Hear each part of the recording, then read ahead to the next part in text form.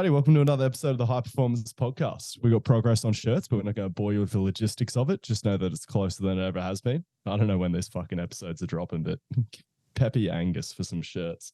But yeah, anyway, so we did have a run sheet for our previous episode where we only got through like 2 points. So don't worry about what the boys been up to. We're just going to rip and tear through this run sheet. Let's tick those boxes. Yeah, exactly. Actually, and some of you guys, I think we might have said this last episode, we're like, some of you guys might be joining us via YouTube. This is the episode where hopefully, depending on how the next couple of minutes play out, you should be watching this on YouTube. We'll be Hello, YouTube. To some current events that have been occurring on Instagram, having a look at some training clips from certain people on YouTube, or I don't even know what the fuck they got planned for me because it's a little bit of a surprise because that's the nature of reaction-based content. But first up, should we touch back in on Meekins versus Lehman drama and talk about Meekins' response, or do we want to talk about anus over foot training? Oh, I think we go... Because I can't decide. I just want to dive head first into both of those topics. All right, let's go Meekins first since it's recent from the last episode. So yeah, Meekins has clapped back, listeners. So Lehman has made that post, which is what we stated in the last episode, and now he's made a response. And yeah, what are our thoughts? Can you just give us an overview, just because we know we have a dedicated fan base. Some people don't listen to absolutely every episode, so just give them the cliff notes. What the fuck happened between Lehman and Meekins? Okay, so to summarize, there was something that happened with the board of physios and acupuncture where you couldn't acupuncture proximal structures, as that would cause a bit of dramas, and the risk to reward ratio was quite off. And then sort of Meekins said something about them celebrating that it's like a positive more to get acupuncture out of the industry because it's a bunch of woo-woo and it's not legit. Low value care. Yeah, it's not legit and stuff like that. And then Lehman made a response sort of attacking how he's very evidence-based, but missed some literature about how it can be beneficial, more beneficial than, I believe it was eccentric-based resistance training or something along the lines of that. Look, if you're going to be an evidence-based stickler, it wasn't even compared to actual fucking resistance training. No, that I'm like, let's be honest, would it have played out any different? Because I don't think it really matters.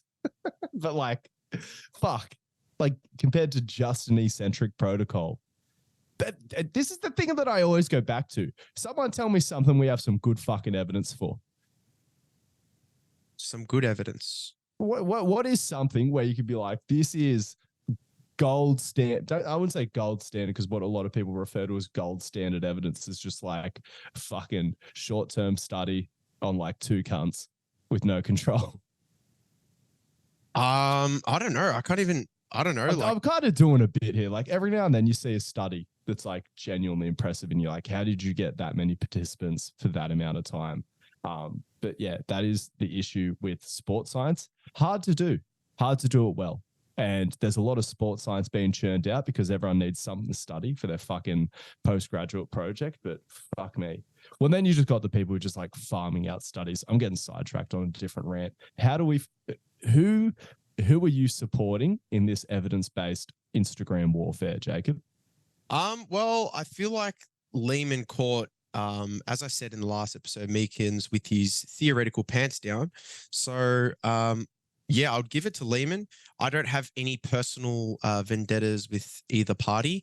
So I'm coming very much from a neutral standpoint here. So I definitely think that Lehman's argument was pretty good, but to say, I don't think he's more backing the research. I think he's more showing that, hey, you didn't do your research, which is the main point I think he's trying to get across. Yeah, it's just weird because I thought everyone was sort of in agreement that like every intervention sucks ass, but there's a bunch of secondary health benefits to resistance training. Yeah. Then again, I guess there's like a lot of things that could have secondary health benefits that aren't explored, like just being less sedentary, which, lifting weights resistance training kind of goes hand in hand with that. But again, like a lot of people fear the weights. They need to be educated. The weights are going to fuck them up and make them stiff. Like, I wonder if there are other interventions that need to be explored. Again, One, because they'll probably be just as good as fucking anything, because honestly seems like the key variable to a lot of things is the theater of placebo. Well, no, not really, because I guess like acupuncture has like heaps of theater of placebo. Like, or I'd put it almost on par, and I'd like to see it compared in a study to the, I don't know how you can isolate it as a variable, but the theater of placebo with like spinal manipulations and joint manipulations and stuff like that.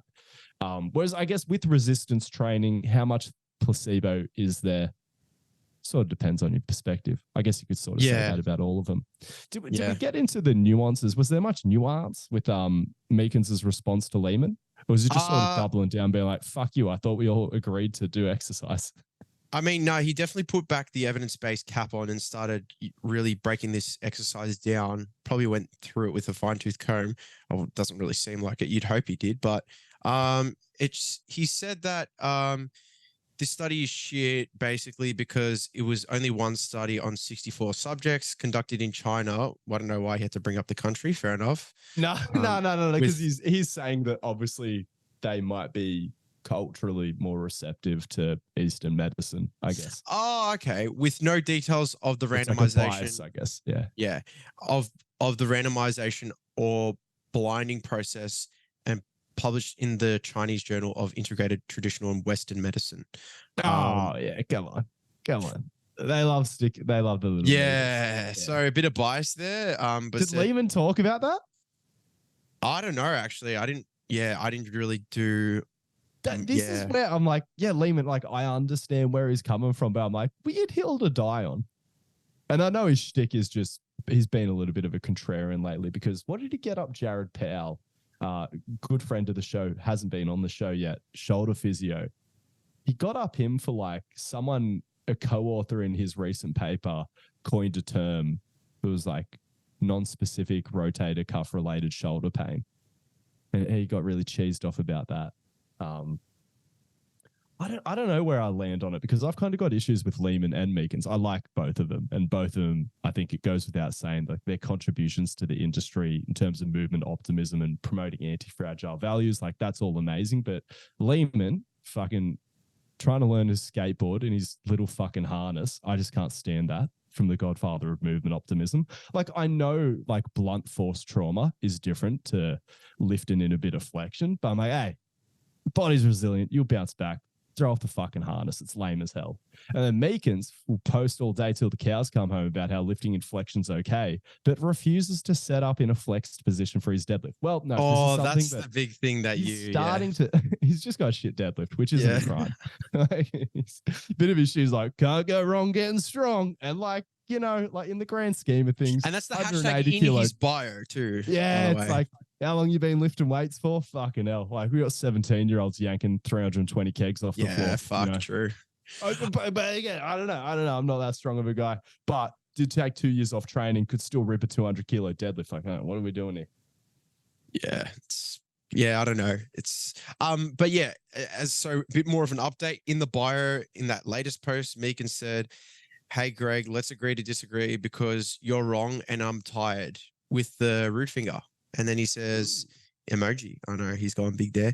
And he says, imagine trying to call me out for biases that I'm proud to have and more physios need. I like that from me. Yeah. I like this acknowledgement of I am biased and just publicly declaring it, because something that's frustrated me about the evidence-based era and just the general rhetoric, especially just on Instagram, is just everyone's like, got to challenge your biases. Always got to challenge. And I'm like, nah. Lean into them. Like, yeah. And a lot of it, what I talk about is like from a commercial and a branding perspective. It's like, well, why do I train with you over some other NPC that's in your niche? And it's like, it's your biases that make you attractive. It's like you would go to Meekins for treatment because you know you're going to get some lifting. You're like, oh, I like lifting. I want that to be a part of my treatment. I guess now if you want a few needles thrown in you go, hey, Lehman, heard it's not that bad. Oh. And he's like, how many cunts do you reckon copped a needle yesterday because of what Lehman said? Oh, wow. Yeah. I mean, it's crazy. That's actually a good point you bring up there. Could Here's be. the thing, and I bet Lehman is a little bit annoyed at some of the people that have swung in to support him because there's a bunch of charlatan gurus who just have it in for Meekins and they're just like, they'll jump on anything. That's like, And especially if they kind of rated acupuncture in the past, they'd be like, oh, fuck yeah, acupuncture, woo. But again, acupuncture, pretty evidence-based. Yeah. And then just to quickly finish this off, Lehman left a comment saying, reading my post again, you've completely missed the point. So I think that's where it all sums up. And there's some pretty lengthy comments about Adam and how, usually love your content, but Greg seems to bring out the worst in you. Can I just interject for a second here? Sure. So it seems to me, right, with this whole situation here, like you were saying before that, like, because as I understand it, right, there seems to not actually be that much evidence that acupuncture does anything. And even what you were saying yesterday, Gus, was that like it seems to be with back injury, it seems to kind of be that nothing makes that much of a difference. Again, just gets better with time, right? Nothing makes any difference with anything. Name an injury, and I'll tell you if there's a specific protocol that has sound evidence behind it. Like the closest thing is it's like hamstring tears. There was one really good study, which like that's not a body of evidence, but there was one really solid study with a cohort of athletes who'd torn their hamstrings. It was somewhere between 20 or 40 of them. And they got half of them to do, maybe it was that maybe there was no control and it was just one group, and they got all of them to do heavily eccentric biased strength training protocol, and none of those athletes retore their hamstring. It's the thing that makes me nervous though is I feel like that would wash out if you got more data and you would see some hamstring re-injuries.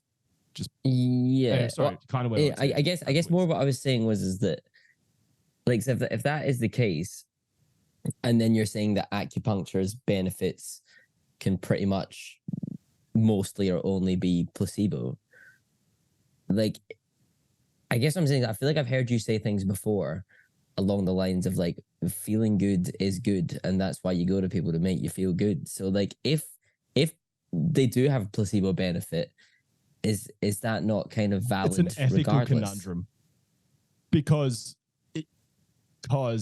it's about the associated beliefs that go along with that placebo effect. So you can't needle yourself. So you're beholden to your needle guru for the healing, which is placebo. But then if you explain that to people, maybe they're like, well, I'll just go have a wank because wanking makes me feel good. And if I believe this, it's harder, obviously, to be like, I will cure my back pain with this wank.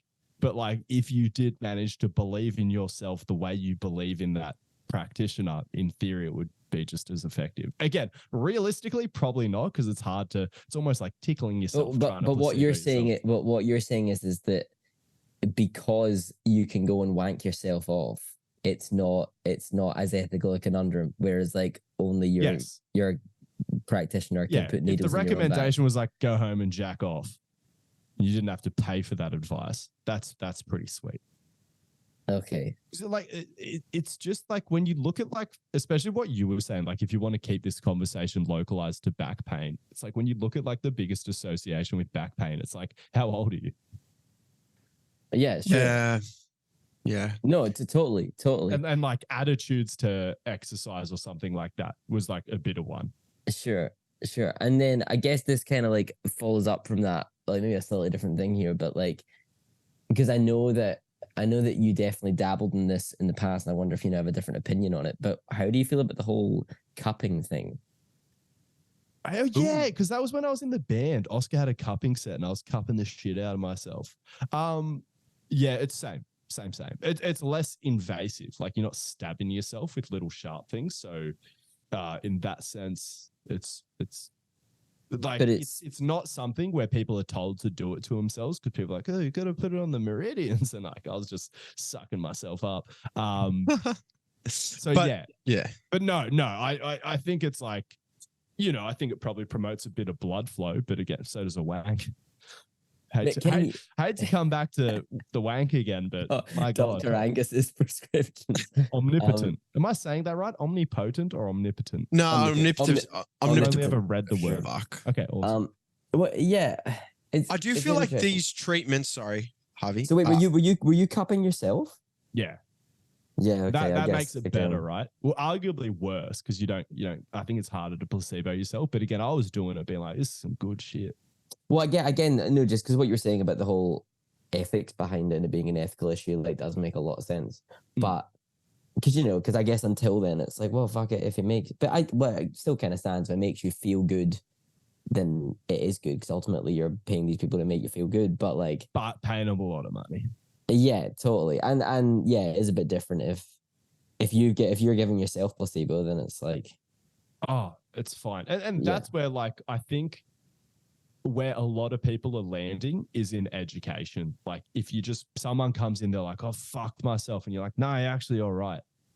Like, even though in a certain sense, like, maybe the biggest thing that people are paying for and where the greatest value is in reassurance, in being listened to, someone just meeting you where you're at and just be like, yeah, I understand this is really scary. Like I said, it depends what's happened to you. Because if you just got like a knee tendinopathy, it's like, I don't know if that's something necessarily people feel. That's back pain is the real one where I think people need to be listened to, need to be calmed down about it because there's a lot of fear about it that I think can exist. Yeah, it's a lot of education. Yeah, for sure.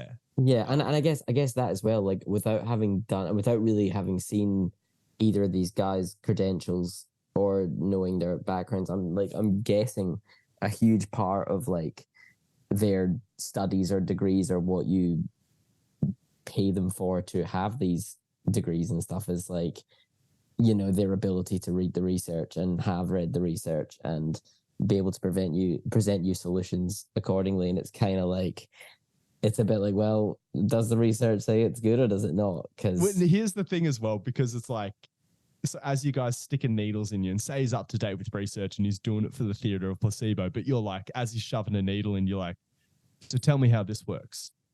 And he's just like, oh, you just go home. Do you believe it'll work?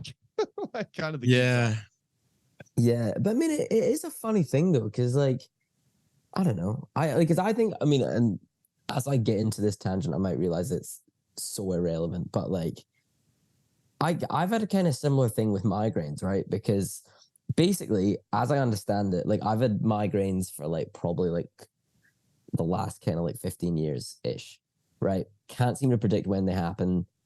They just do. I've got theories. I've tried several theories, cut things out of my diet, try to do things differently, blah, blah, blah. And I've been to see a specialist a couple of times. And the long and short of it is he's like, look, we don't actually know that fucking much about migraines, to be honest with you. There's some not what drugs. You want to hear from a specialist. Well, he's a brain specialist, but anyway. All right. Sorry, he's not a migraine specialist. No. He's like brains and neurologist. Is that what it's called? Right. Anyway. Yeah. So he was like, look, we don't actually have that much. We don't really understand that much about migraines. There are some drugs you can take, but the side effects can be pretty gnarly. And if you're not getting them like weekly, then realistically, there's not that much concrete stuff we can do that's going to improve your life. But here are a few things that you can try that the science is patchy behind, but a lot of people swear by. I like that from him. Totally. Really transparent, yeah. That's transparent, giving you options.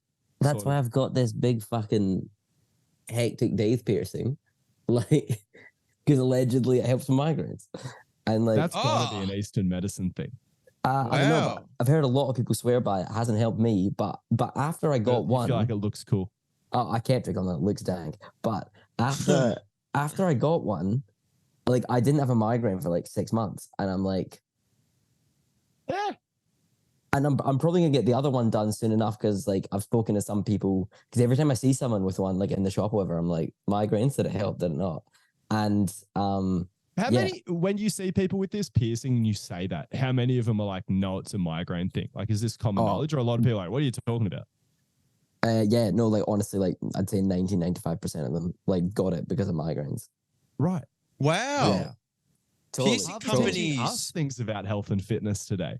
Well, but by the same token, like, when I got it done, I asked the chick that pierced it. I was like, someone told me to get this for migraines. Like, do you get a lot of people? And she was like, literally the only people who get this piercing get it for migraines. Like, yeah. So it's a bit of a calling card when I see someone. I'm like, hey, hey, one of me, dude. Yeah, it's probably gonna get you laid one day. Chick will be like, he understands me. But We understand each other's pain. but yeah, I want to get the other one done because I've heard some people say you need like you got to work out which side does it for you, or sometimes both. I Does mean, it for that some sounds people. like the trick. Well, totally. But like I said, science is Just gotta fuck patchy, around and but- find out. Yeah. Yeah. So I feel like to that degree, it's like it's a little bit like, say, Tell you what, Harvey, you stack that with a solid wanking schedule, and you might be on for a migraine-free life. but I think it's just that thing. Just You know, as like, wanking protocol. like, would you not respect it way more if this is going to show how much I have not listened? Which one was pro acupuncture? Lehman. Like, see if Lehman came out and was like, look, I know the science is patchy. I know there's not much to back this up, but there's not really much negative to it. I'm doing X, Y, and Z with my clients currently as well. And in my experience, this tends to help a bit. So Wait, what's no, the no, harm? Harvey. I think- the thing you're missing here, Lehman has probably never done dry needling Yeah. on anyone ever. Yeah.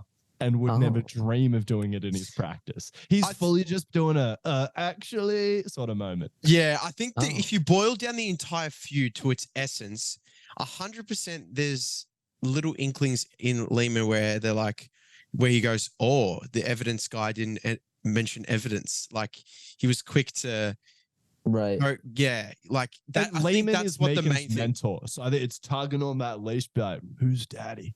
Yeah, and it could have been any manual therapy or anything like that. I think that's just the cover to what's really behind the whole thing of the And that's what I showing find what the research interesting. is. Yeah. Like, how many protocols has Meekins put on blast where I guess Lehman's job isn't to sit there responding to Meekins' content all day, but like, seems like he keeps a pretty good eye on it. Yeah. I'm not sure. Yeah. Yeah, I'm not too sure. Can we talk about some anus over foot? Yeah, all right. Should we start the new segment? Are you The gonna pull the clip up? reactions. Do we need to contextualize this at all? I don't know. Let's just go straight raw react. All right. All right, so we'll bring up a clip and we'll tell you why. All it's right, here give me a after we second. watch it. Listeners. We're all here sitting nice and lovely, ready to react. Here we go. All right. So, are we going to say anything or are we just going to go? Yeah, okay, no. So let's just be fully candid here.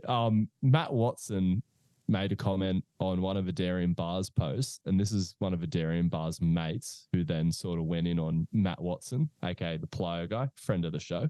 And then this lady, Mrs. Options and Ability, I just had a look at her page because I was like, well, she's talking shit about Matt Watson, being like, oh, look at these things that he considers plyometrics. I'm like, what's this lady up to? And she's sort of, I don't know if she's been inspired by David Weck, obviously the godfather of the head over foot movement. This lady is into anus over foot, or like essentially using a play the clip. Well, yeah, let's play the clip. Play the clip. Here we are. There she goes. So it's a baseball bat jerry-rigged to a dumbbell to give it some sort of stability. No, there was another video where you see the other behind view. And then what is she doing? I mean, much is that gonna get more- us pulled off YouTube. She's finding center because the anus. Much more is the center. vertical on orientation. Legs can do more variation because pelvic floor is supportive instead of avoidant. I can't help but feel that if you're trying to actually trying to penetrate herself, but like, if anything, that would get a pelvic floor to ascend. As a reaction to the bat. Is that what you're trying to say? Oh, my pelvis model. Let me I'll show you guys what's going on here. All right, let's Also, flick wait, through is here. she stretching? What's the goal here? She's trying to center herself. Oh, up. this one might be a bit hectic. Yeah, let's not. Oh, rah, Yeah, that is let's full on. okay. Yeah, I'm not gonna play that one for the viewers. Let's just have this. So if you ascend the pelvic floor, does that open the butthole? Because like, All right, I'm gonna pelvic switch to you, floor is, Angus. like attached to the sacrum. Oh no, And Harvey. I have to caveat this ever since fucking Ben Yanez and Pelvisgate a couple of years back, but I'm well aware that these things only move about 2 degrees. But just for the sake of demonstration, so pelvic floor attaches all around here and attaches to the sacrum. The sacrum tilts back. No, I don't know. Anyway, I just thought it was funny because like this lady was pretty confidently going to on Matt Watson and be like, you don't know what you're about, and then fucking this. Pretty hectic. We're not playing the other video, are we, Gus? We're not risking it. No. Okay. This might show how just out of my depth I am here, but like, what in the name of God does finding center mean? That's the $1 million question, I feel. I think it sort of goes back to centering over a stance leg, right? Or like finding a moment of balance in the chaos that is movement. I think, and just, or maybe it's a reference to neutrality, trying to get some sort of neutrality in the system.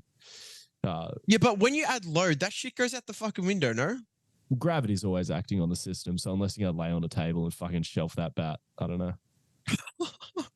It's just like I said, the way this lady was going in on Matt Watson, I realize we're in a male-dominated space. Always happy to see women out there getting it. Look at those toes clawing too. Like, is this like, what are we doing? He probably likes the toe claw. A Darien Bar, her mate. And so this was the co-author on his book. And again, we're fans of a Darien Bar. We'd like a Darien Bar concepts on the show. It says a fair bit of like useless stuff, but I've definitely taken some great things from a Darien Bar, especially his early performances on the Justify Sports podcast. But yeah, I don't know. He's been collabing more and more with this lady. And yeah, all right. We'll stop the share so we can see everyone's lovely face again. Hey, throwing some carbon fiber insoles, shove a bat up your anus and sub 10. Yes. Did we talk about Angus's other end of year training goals that he posted to Instagram? I don't think so. We have not. Only the handstand. Okay, because cool. of the NLE chopper. I still can't get over that. Right. NLE chopper. Oh, so I have no idea what NLE chopper is. I'm gonna have to go and educate myself. I haven't heard that song "Slut Me Out." I don't think so. It's pretty heavy. Yeah, pretty crazy stuff. And he does that. He does that electrocution dance where he's like, just in the middle of a video. Heavy. Okay. Pretty hectic. Yeah. The kids love it. Yeah, they'll love it. Yeah. Clearly. I can't believe our first reaction was to a lady shoving a baseball bat up her butt.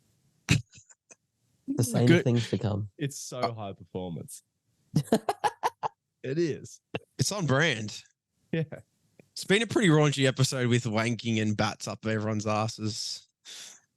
All right, here we go. So, consistent theme on the show. Back to you, Jacob. There's been an absolute storm of some new insoles. Are they legit? Are they not? There's been heaps coming around. Was Bar involved in any of those? Darien Bar? Did you say carbon fiber? Yeah, he was big on putting like custom carbon fiber insoles into people's shoes. Based on the shapes, I couldn't work out what he was trying to do. If he was trying to like provoke some sort of particular joint actions of the foot upon ground contact, or if like the biggest takeaway I could sort of find was like, is he just trying to stiffen up the shoe a bit, add to that foot stiffness? Obviously, the foot wearing the shoe, it comes as a package. But then I'm not so sure because he was hell bent on making all sorts of different shapes. So I can't help but feel that he was trying to provoke certain types of movement. Interesting. Okay, here we go. Reaction number 2. So we got Victory Gear, and they've come out with a new insole that says to add some bounce. So can you guys hear that? All of athletics starts with your relationship with the ground. Your relationship with the ground is everything. How you jump high, how you run fast starts with your relationship with the ground. We're looking for performance. This is aerospace grade cotton fiber. This is what is going to be underneath your face. So when you bend your foot to run a jump, this returns energy. See, this is the thing I wanted to comment. You put Victory insoles in. How'd they feel? They feel great. I mean, I feel like I can jump like 10 times higher. Usually I only get like you didn't jump that high, I got more airtime on my 360s. If it can help them and lessen injury rate, then I think it's lessen injury rate. Interesting. The thing I wanted to comment on was the main thing. You know when he flicks? Do you see when he flicks? That got me really keen. That looks good. Yeah. But like, you're not folding your whole foot up to the point where your big toe touches your calcaneus. That's what I was trying to say too. Yeah. Yeah. Let's so what do we think? I feel like it's if the moment they get banned from the NBA, I'm ordering a pair. Until that moment, don't give a fuck.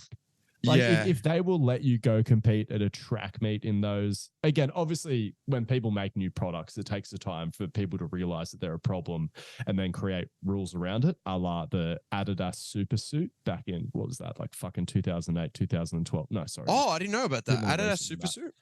It's for swimming. It was too buoyant, they said. They ended up banning it. You're not allowed. But that's sort of how it helped people swim faster.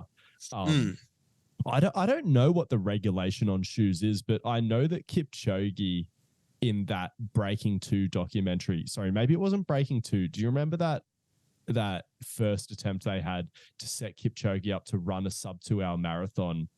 Yeah, they had everything adjusted. They Yeah. had paces and they had special shoes. I believe that was an illegal shoe. Not it that was they were that, trying to I break think, the official record, but they're like, we can. So I'm sure there are some sort of constraints on what you're able to put into a sole, but I know you're allowed carbon fiber. Oh, really? Okay. So might be street legal. Yeah, I think the Kipchoge one was he had these. I actually heard this about at Heavy Run Club. Shout out Heavy Run Club.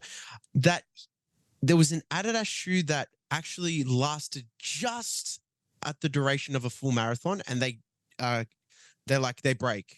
They're one-time use, and they're 800 or something bucks. That's how good they are by Adidas. Yeah. But are they banned? Yes. Oh, yeah, nice. They must be fast. No, if they're banned, that's yeah. in a shoe where the IOC or whatever federation's like, nah, too hectic. You'd be like, yes, like, because if that wouldn't be straight into your marketing, be like, oh, you're a fucking. But then again, I guess just the average punter isn't going to invest that much in the shoe. Yeah, it's like a one-time use shoe. It's pretty gnarly. But even the legal ones, like this is something I've been learning about a lot listening to the boys on Melbourne Strength Culture. Like a lot of those really good longer distance running shoes are really only designed for a couple of 100Ks. Like even street legal stuff. Tip of the spear street legal. They're like, yeah, it's like a couple of marathons, then you got to throw them in the bin. And I even think like I've heard Charlie, maybe it was Charlie from Melbourne Strength Culture, talking about just like owning multiple pairs of running shoes. Because I think if you're doing all your weekly runs, you end up smushing the air out of them even quicker, or like killing them effectively. Like the actual air. I don't really know the specifics of it. Yeah. But just by having a couple of shoes to rotate through on your weekly runs, that just keeps them fresher for longer. It increases the lifespan of the shoe, even the ones that have like very low relative mileage on it. Yeah. No, it's actually a good strategy. Me off because I was like, I've got to buy how many pairs of fucking Hockers now? Not that I'm running that regularly, but you know. Yeah, but realistically, it will make a difference. But like, I wonder how much I could take on my mile time with some illegal shoes. Yeah. This is something as well I want to circle back to, and I'll be bringing this up when I go back on the Melbourne Strength Culture podcast. Remember last time I was on the show, I was like, for push-pull run, the deadlift is a fucking waste of time. You just got to work on just bringing down that mile time. Strength is loyal. Like keep up strength training, keep up some sort of hip hinging in your program, but you don't want to start like ramping up the amount of deadlifting you're doing going into push-pull run, where the run has so much weight behind it. Got second fastest mile time. Not a runner. Not that I ran many miles going into it either, but just felt like that. Nah, you were definitely onto something for sure. Like in how many weeks are you adding that much to your deadlift to make it? Considering most people going to that meet have a strong history of strength training and have done fuck all running. Yeah. I mean, it wasn't a good look heading into the run in 14th place, but yeah, I know. If you had like a better deadlift, but then again, a grinder of a 230 deadlift, I don't know if I would have been able to run the same time. Probably wouldn't have taken that much. Anyway, whatever. Can't fucking make excuses. All right, are we ready to react to another video, or are we? Yeah, hell yeah. Because I got it up already. Okay, here we go. Looks pretty snazzy with all this animations. Our quadriceps and anterior chain gets so developed and stiff that it inhibits our glutes. What we have seen is that your glute becomes highly inhibited when the quad is stiff and anterior is stiff. That means that your hamstring is. Yep. How can you say that in a world where so many talk about full ROM resistance training for improving mobility? Like people like Kelly Starrett talk about strength training, improving range of strength, as long as you do it through a full range of motion. And here he's being like, oh, it gets too strong and then it gets stiff. It's like they're all squatting full roll. Anyway, sorry, keep going. I know we're meant to react to the whole thing. That's all right. No, we can do this. We can do this. We can do this. This is live. Please don't unfollow me because I brag to people that you follow. Oh, me. no way. You got a case. No way. Really? Got that? Yeah. No. I had to go fucking just scroll back through my shit. I was like, fuck up. Yeah, he better not. Yeah. Photo of his knees out squat so many times. Oh, yeah. Seems like a decent bloke. Yeah. All right. Here we go. We're on again. Now extending your hip and flexing your leg. Every athlete who's ever tweaked a hamstring is not good in hip extension, is extending their hip when they stand up from the squat. That is not the same thing as hip extension and has a stiff anterior chain. And I don't think it's a strength issue. I think our quadriceps and anterior chain get so developed and stiff that it inhibits our glutes. What we have seen is that your glute trying to work out where he's trying to land this plane. Yeah, I don't know what it is. That's why I sort of asked. I brought it to you to react. I kind of know what he means. Is it's like it's not complete hip extension because you'll dump. Well, let's have a look at the comments. Yeah, let's maybe that. Let's. Usain Bolt famously not good at extending his hip. That's a good one. Usain Bolt didn't have many injuries throughout his career. Oh, I could be speaking out of turn now. I don't think he had too many. I think it was sort of just towards the tail end. Yeah, terrible take. First of all, just call it muscle weakness. Okay, yep. This degree in yapology. That's getting a like. Boop. Squatting and getting strong quads. Dude, am I the only one who only gets arse doms from squatting? If I do like high reps, I'll get my quads going. But like, fuck, I swear it's just all. Nah, yeah, I feel glutes first too. I reckon you've got to have a fuck ton of dorsiflexion to get like a quad dominant squat. And what I mean by that is like a squat where you're like, my legs are burning so much more than my ass. Because my ass. Front squat. You're pretty upright though. Front squat, so quad dominant. It's like, nah, just more ass. Because I get more hip flexion and extension on a front squat. Yeah, this guy kind of gets it, what you were referring to. Maybe I missed it. So what's the answer? It'd be sign up to Mobility Ward and fucking roll over a tiny stiff ball for 40 minutes a day. Great. This is the thing. Kelly Starrett, we shouldn't criticize it too much. You're airing out your DMs, by the way, Jacob. Oh, am I? No, I'm not because it's cutting. I cut it off. Oh, right. Okay. Yeah. In OBS. All right, let's stop sharing. Get that off. But Kelly Starrett needs to be commended for the role he played in putting the power back in the hands of the people. So people were so beholden to their musculoskeletal guru. Like, if you wanted to be an athlete, it's like, well, you better have a physio on your books. And Kelly Starrett was like, nah, fuck that. You can just do a 40-minute warm-up every single day. And that was a step in the right direction because at least it's like, no, you can do this stuff for yourself. Turns out you just don't need to do that stuff either. Like, you don't need to perform maintenance on your body, or it's just like the training is a lot of the maintenance. Like a little bit of that stuff every now and then just to grease yourself up. Absolutely. If you need a little bit to get going. But in terms of just like rigidly having a fuck ton of that stuff in your program, completely unnecessary. But then again, with the evidence at the time, like Kelly Starrett has been banging this knees out drum. I know this wasn't a knees out vid, but Kelly Starrett has been, he's had this whole system. I became aware of him in 2011, but I've seen videos of him on debates in 2009 yakking on about the same sort of concepts. And I honestly don't know where the evidence was at that point because I wasn't keeping up with it at that point. So maybe it's way more forgivable, a lot of his perspectives on these things. Yeah, but I think like that 40-minute warm-up was a good, that had to be in like a bridge. I don't think like everyone would have gone, okay, don't need to see a physio to not warming up at all. So yeah, I can't understand though. His whole shtick was like supple leopard. Have you ever seen a leopard stretch its hamstrings before chasing down a fucking gazelle? It's like, just fucking does. Just goes for it. Yeah. You were giving us so many warm-ups. Like, that's not very supple leopard. I guess it was like the goal was to get you there eventually, but then you had all these like freak athletes and he was like, no, not there yet. Still got to do all this fucking smashing and flossing. Wait, what's his training resume? Has he trained anyone hectic? Yeah. He was a good rower. I believe he. As you know, who he trained. Or he trained no one. He's worked with a bunch of CrossFitters, and I'm sure they'd be like, was mad, did well after it. I don't know if it was in the role of like physio or like training him and stuff like that, but he's been like embedded in the CrossFit community. Oh, George St. Pierre says he fixed his knees by just shoving them. Wow. He was like, yeah, you just keep your shit out and your knees will be fine. Fuck. Hey, this shit's so huge. lucky, bro. Pretty this shit's huge, so man. lucky. Like Right person and then just, yeah. Fuck.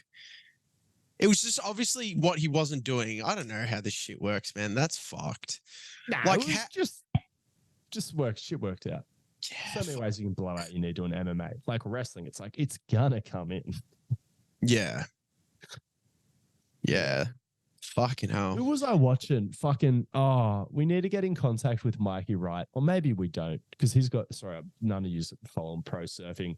The Wright family, iconic Australian surf family. Mikey Wright, who's a free surfer. But he's my favorite surfer out of that family. But he's got this Reiki healer because he's been feeling beat up. He surfs a lot of big waves and he'll take off on anything. So he's had concussions. He's getting ragdolled under the ocean. He's like, I was just feeling so bad. And, I was going to so many specialists and some were like, it's your back. Others were like, you glutes. So I just wanted it to end because I was just in so much pain. Like right foot was going numb sometimes. So many people were like, oh, you need to get surgery.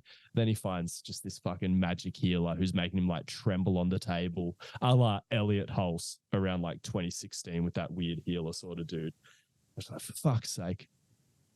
It's just rough out there. Angus's goals. So obviously skipping over the handstand. Let's talk about it. Let's celebrate it one more time. Totally. I've been big on this lately. I'm like, you've got to pat yourself on the back because big gratitude going to come out and pat it, especially if you're self-employed. So this is an extension of that. And here I am patting myself on the back again.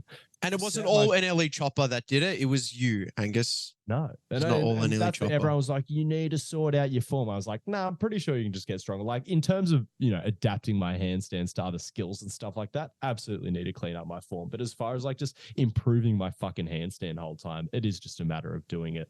But yeah, I was already at 38 seconds. I was pretty sure I could add 2 seconds to it by the end of the year, but got that 50-second ripper. Now I don't need to worry about it.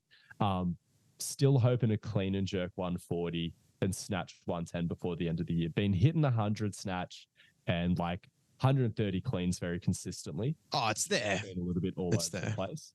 Yeah. And like the 130 clean was fucking good. Historically, my jerks have been loyal. I just haven't been doing them. And every now and then Are these lifetime PBs or just current? Equal lifetime. So I've snatched 110, clean jerked 140 before, but that was when I was doing weightlifting like 5 or 6 days a week. Wow. And, telling my girlfriend I can't go on a walk because I'm bulking. I was heavier. I was literally like, no, like, it's bad or lose weight. Yada, yada. Crazy. Like, honestly, like I was starting to feel pretty sluggish, like at the peak of my weight. Like I did get up to 90 kilos, which for me was huge. What are you at right now, body weight wise? Just I float between 79 to 81 throughout the week. So you're 10 kilos lighter hitting this. Yeah. And training more generally physically prepared. Yeah. Wow. That just sells itself, doesn't it? No, that's really good. Get your free trial. Shit fucking works. But yeah, so I feel like, I've got a month to put it together. So we'll see. I just feel like if I focus on my squatting and like leg strength in general and without fucking up any other part of my body too much, I should be good for it. It just depends on the amount of fatigue caused by the strength training, because that could accumulate a fair amount of fatigue, what that'll do to my running. Because like me saying I'd go sub 12, I peaked myself really good for that 4x100 that we did in mid-November. And I just don't know if I'll have the time to peak myself again running wise. So I will need to be going like well sub 12 or like, it's just, if I measure grays through sub 12, that'll be amazing because then peaked should be even quicker, but it's going to be interesting. But I've been doing my heavy sleds to work on my first couple of steps because that for sure is my weakness. I need to learn how to get it going better because my upright phase is decent.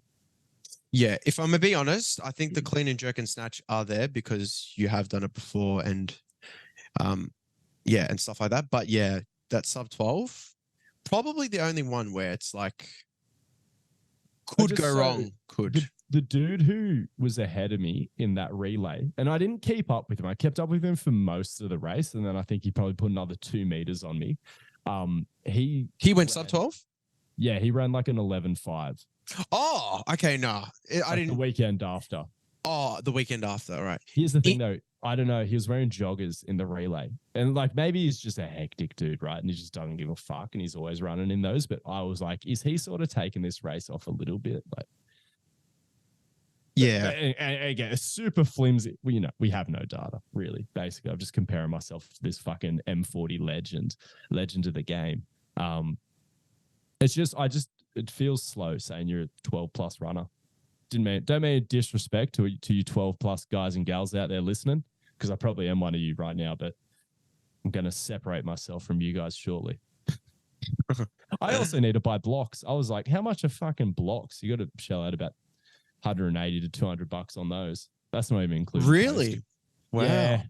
Probably do it without blocks, like some sort of cuck, but we'll see.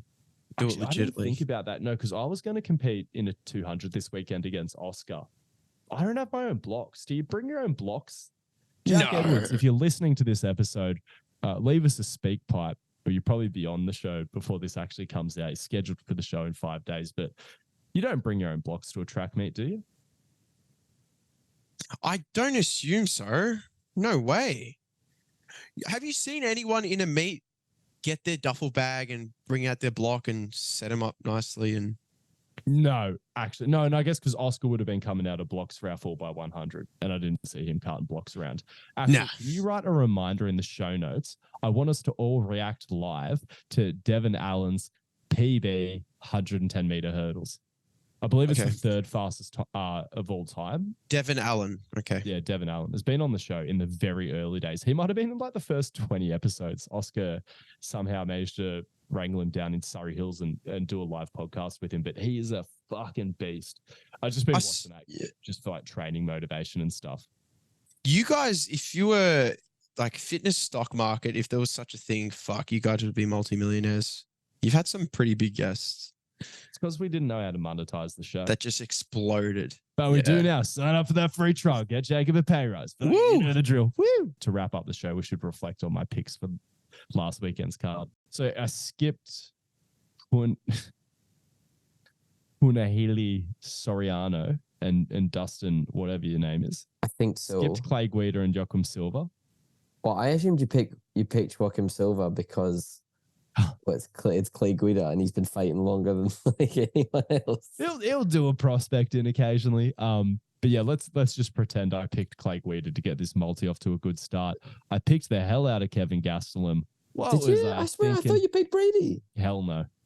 No, you pick Gastelum because I remember you justifying like the weight cuts and stuff like that. Yeah, and I was going like, up and maybe down. the weight cut, maybe he'll miss weight and the fight will be cancelled. I look like a silly goose, but he made weight. He might have. I wonder if he didn't manage the weight cut well because it was his first cut down to 170 in fucking years. Or maybe he's just past his prime. Like he's not old, but he does have a lot of fight miles on him. That's what I was about to say. Yeah. So it's always, you never know how those people are going to play out, how long they're going to last when they rack up a lot of fights when they're in the younger years. But then it's like sometimes the wheels fall off like quite early. Even Aldo, like, oh, whatever. That's a different tangent that we don't need to go down. Rob Font and Figueiredo. So fucked up Sean Brady. Shout out to Sean Brady. It's just, hey, Sean Brady, you want me to pick you? You can't go losing to Bilal Muhammad. Like fucking, the fighting equivalent of NyQuil. Davison Figueiredo. Sorry, got finished by fucking... Anyway, sorry, let's move on. Davison Figueiredo had his debut at bantamweight. Looked really good. Took some good shots. His power carried up. Actually, did his power carry up a division? Did he drop Rob at all in the fight? Yeah, he did. Yep. Did drop him once. Okay. Yeah. But it looked like he had the bit of the touch of death at flyweight. I don't know if the power fully carried up, but he has like very respectable power. Like can't fuck around too much with him. He looked quick. He looked big. How the fuck was he making 125? Bit of a Pereira situation, yeah. Bantamweight wasn't short on talent. Like the entire top 15 to 20 even in the UFC, just UFC bantamweight is fucking stacked. Adding Davidson into that mix, I love it. So many good fights. People are wanting to match him up with Peter Yan next, and I like it. I like it a lot. Jalen Turner went out there, nearly killed a man. Apparently, because cheers, ref. I thought he didn't want the fight because it was just not much prep time. It turns out that him and Bobby grew up in a similar area. They might have even briefly trained out of the same gym.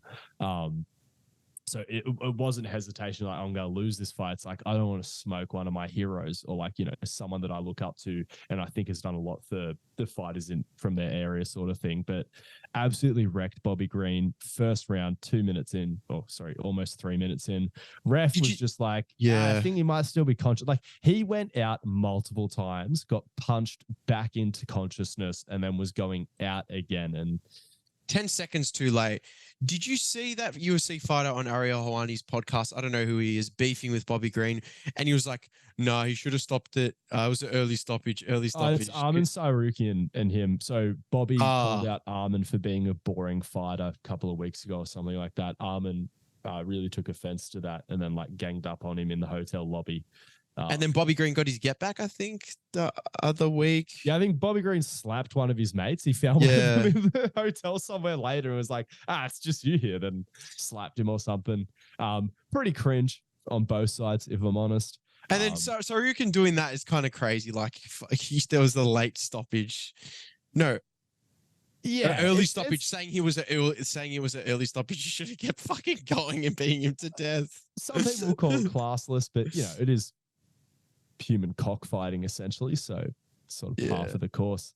Pretty standard practice. But yeah, Arman absolutely destroyed Beneil Dariush. Arman is, everyone praises him for his grappling and sort of says his striking is just sort of good enough in terms of making him a top contender at lightweight. But man, his striking just looks so good. And like, not even in a way where we've discussed numerous times on the show where there's certain people that are so dominant in grappling that they get a striking buff because they can just strike like a lunatic and they're like, I know you're not going to fucking take me down. Or like they can fake a lot of shots and then throw a lot of punches or even without faking or feinting a lot of takedown attempts.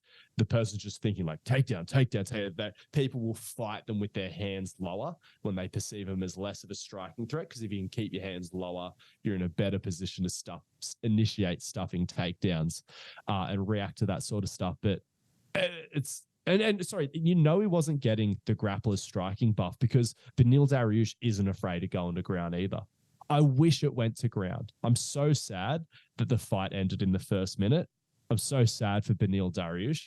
Not that like I was a ride or die for Beneil Dariush, but it's another Tony Ferguson incident where someone just went on a huge streak talking a big game. I don't care when I get a title shot. And Dana was like, all right, I'll never give you a fucking title shot. I'll just keep making you fight top contenders. Like, do not say that. Never. Any UFC fighters, I know you all listen to the show, big fans of the show. You got to say, give me that title shot. You got to get them Twitter fingers going, be like, Dana, please, I need it.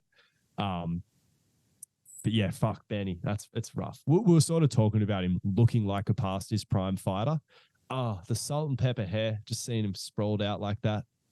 Yeah. I was thinking about this before because like slapping someone's dad up, yeah. Because I was looking at it and I was like, do you think Dariush is kind of like, has he just been put, or is he just going to find himself in that bracket of dudes in that division who are hectic, but just not quite good enough to take the title? Like, is he just in that mix of like Poirier, Gaethje, Chandler? Do you know what I mean? Are they just in like a mini league of their own where it's like everyone knows they're not getting the title, but they're all just going to kind of fight each other and fight prospects who are like, you know, as the one before the title shot, like just to pay the bills, yeah. You know, is he just in that realm? I'm just having a look because, look, in fairness, he doesn't have many elite wins. Like his super elite wins are over Mateus Gamrot. He absolutely wrecked Gamrot. Like dropped him a couple of times, stuffed all his fucking takedowns, cleanly outstruck him, and like people are hyped on Gamrot. He beat, some would say, the ghost of Tony Ferguson, but I think that's when people were still unsure whether Tony Ferguson was actually deteriorating. And I honestly think he fought a pretty good Tony Ferguson, because like Tony Ferguson, even first round against Chandler, looked pretty good. Anyway, destroyed Tony Ferguson. Was Diego Ferreira. He was on an absolute tear through the lightweight division. He beat Anthony Pettis, then got matched up against Dariush the Douche, and Dariush hit him with this crazy spinning back fist. And then before that in 2020, he had the crazy comeback win against Drakkar Klose. And see, this is the thing. So Drakkar Klose, he got a win on the weekend. Shout out to him, and slammed his way out of an armbar, KO'd the guy. But realistically, so like Beneil had been streaking since 2019. No, maybe even 2018. Oh, sorry. He got a win over Drew Dober. He submitted Drew Dober, so that's an elite win. I consider that.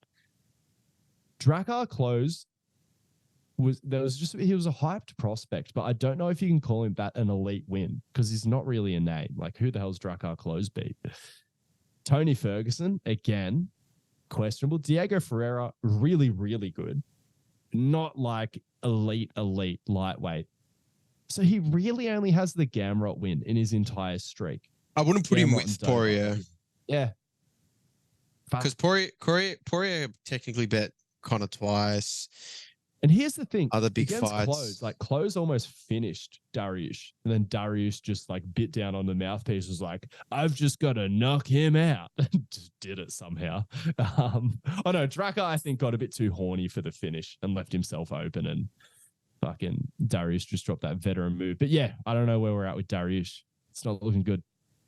No, I think it's that way where, like, I think, because it's funny, because I was looking at the rankings and I was like, I feel like the rankings have done him dirty. But after you saying what you said there, like, you are kind of right, but it does almost make me go, like, the fuck was Dana doing then? Like, not really giving him any elite people and then giving him Charles Oliveira. Because he's a quiet guy. He's a known fighter. The story of Dariush is he's actually been in the UFC for ages, and he was a very hyped prospect who was just absolutely streaking before he was ranked. But then we'll just get like randomly KO'd by like the shittest fighters. Like, yeah, right. Okay. I just feel like I look at these rankings, right, and like, so he's 7th. Like now he's 7th. But I'm just like, in terms of people ahead of him, to my knowledge, he's only fought 2 of them, and that's Gamrot and the guy he just lost to. So I'm kind of like him because he gives cute post-fight interviews. No, for sure. I guess all I'm saying is that, like, I'm looking at that and I'm like, why has he not fought Michael Chandler yet? Like, how did he jump straight to Oliveira? You know what I mean? Like, how did he skip Poirier, Chandler, and even Gaethje? Fighters who get people cry out for their title shot. Excuse me. I have the driest throat right now. Give me a second. Worst time to try to make a point. There's this thing where fighters go on these streaks and they'll rack up like a double-digit streak, beating people who are either unranked or relatively low in the rankings. May I remind you, like, how many people did fucking Islam Makhachev fight? And this isn't me casting doubt on Makhachev's skill set. Like, he fucking head kicked Volkanovski, our Lord and Savior, into the shadow realm in his last fight. Like, and he's known as a wrestler, but Islam got his title shot just off the back of just streaking so hard, but didn't beat many top guys before he got his shot. And Dariush had God, we're going to wrap this show up soon. Anyway, but the final point is, Dariush should beat a lot of guys, but they just weren't ranked. So it was kind of like you see both sides of it. Yeah. Ah, Jesus Christ. All right. Guys, it's been a wonderful show. Catch you next week. Bye. Might even catch you later in the week.